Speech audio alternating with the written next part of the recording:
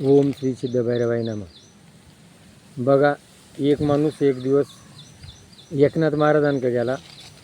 म्हण, देव आहे का, देव कसा असतो आणि देव केव्हा भेटतो, असे 3 प्रश्न विचारल्यानंतर एकनाथ महाराजांनी सांगितलं का तू माझ्याकडे ये, माझ्या घरी म्हण, मग मी तुला सांगतो. तो ज्या वेळेला एकनाथ महाराजांच्या घरी गेला, 15 दिवस झाले. काय म्हणे बा तुम्ही, काय देव दाखवते नाही, देव केव्हा भेटल. मग ते गंगेवरती आंघोळ करायला गेले आणि त्यांनी ज्या वेळेला पाण्यात डुबकी मारली तेव्हा एकनाथ महाराजांनी त्याला दडपून धरलं खाली. त्यांनी वर डोकं केलं का परत खाली दडपून धरायचं, असं 3 वेळा केला. तो काय म्हणतो, काय बाबा तुम्ही शांत, मला वाटलं तुम्ही काहीतरी लय ते असाल म्हण. अहो म्हण, मी गुद मारतोय म्हण, मला तुम्ही दडपून धरतात म्हण, काय म्हण हे. मग म्हण, तुला ज्या वेळेला खाली दडपून धरले हो कसं होतं म्हण एकदम गुद मारतो म्हण, असं वाटतं का बाहेर आल्यानंतर केव्हा श्वास घेईल.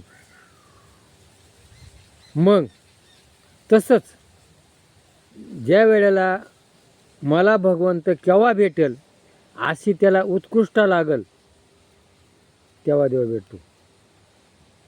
मग तुकाराम महाराजांनी सांगितलं, जीवना वेगळी मासोळी तैसा तुका तळमळी.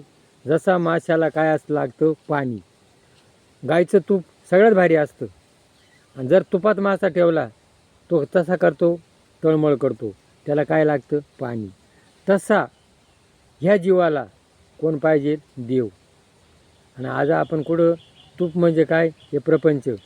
आपण या प्रपंचामध्ये सुख मानतो, पण प्रपंचात सुख नाही, संसारात सुख नाही हुशारी धर.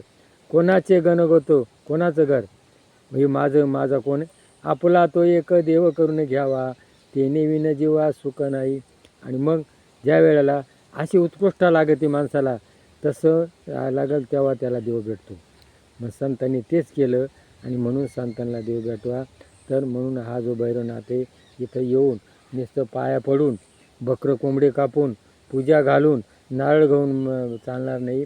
त्याची सतत उत्कृष्ट धाव केला पाहिजे, तेव्हा तो भेटतो. अशी त्या भैरवाची तळमळ धरा, तो तुम्हाला एक दिवस भेटल्याशिवाय राहणार नाही. जय भैरवनाथ महाराज की जय.